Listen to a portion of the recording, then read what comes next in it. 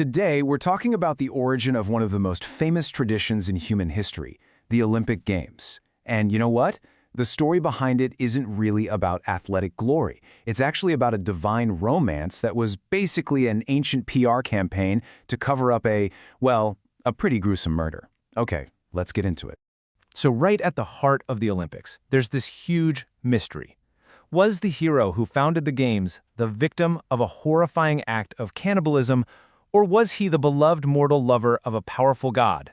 The answer, you'll see, completely changes how we look at the Games themselves. All right, so the guy at the center of all this is a hero named Pelops. He's the one who gets all the credit for founding the Olympic Games. But his path to becoming a legend, well, let's just say it was filled with some seriously conflicting and pretty dramatic stories. To really get Pelops, you have to understand that there are two completely different versions of his early life. One is just pure nightmare fuel, and the other is a tale of divine love. So let's put them right next to each other. And the difference between these two stories is, wow, it's staggering. So on one side, you have what was later called slanderous gossip. Pelops' own father, Tantalus, literally chops him up and serves him as a stew to the gods just to see if they'd notice. But on the other side, you've got a classic romance. The sea god, Poseidon, sees the young, beautiful Pelops, is totally smitten, and just whisks him away to Mount Olympus to be his lover. Now, in that first, much darker story, the gods are obviously horrified by what Tantalus did, and they bring Pelops back to life. But, whoops, there's a problem. The goddess Demeter, who was distracted by her own problems, had already eaten his shoulder. So, what do the gods do? They fashion him a brand new one out of pure gleaming ivory, and this ivory shoulder becomes, like, his trademark. So, you're probably wondering, how do we get from a story about cannibalism to one about a grand romance? Well, you can thank one man for that, a poet from the 5th century BCE named Pindar. And he didn't just retell the story, he launched a full-on PR campaign to change it for good. Yeah, Pindar just flat out refused to accept the whole gruesome banquet story. He basically called it malicious gossip, fake news. He argued that the real reason Pelops disappeared wasn't because he was dinner, but because he'd been carried off to Olympus by a love-struck Poseidon. But Pindar didn't just say the old story was wrong. He actually came with receipts. He used very specific, very powerful language in his writing to prove that his version was the real story. And a huge part of his case comes down to this one Greek word, domista. Now, this doesn't just mean to like or to admire. No. This word means to be completely conquered, totally overcome or vanquished by an emotion. It's about complete and total surrender. And this is exactly how Pindar uses it. He writes that when Poseidon saw Pelops, his heart was, and I quote, vanquished by love. See? This wasn't some casual crush. Pindar is describing an immediate, overwhelming force that just completely took control of this powerful god.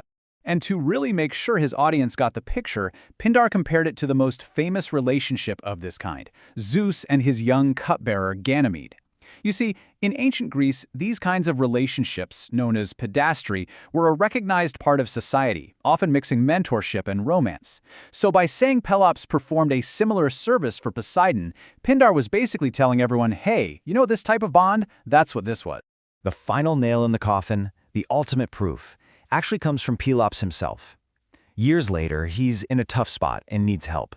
So he goes to the sea and calls out to Poseidon. And listen to how he phrases his request. He says, if the loving gifts of Cyprian Aphrodite result in any gratitude. By bringing up Aphrodite, the goddess of sexual love, Pelops is making it crystal clear that their bond was romantic and mutual. Okay, so we've established the romance. But why does any of this matter for the Olympics? Well, because, according to Pindar, this relationship was the direct cause. It was the divine engine that fueled Pelops' heroic victory and ultimately led to the founding of the Games. Let's just walk through how this all connects. First, you have the training on Mount Olympus, where Poseidon himself teaches Pelops how to handle a divine chariot.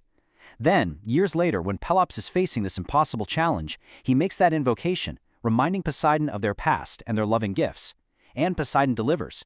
He provides the tools for victory, a golden chariot and magical, winged horses that never get tired.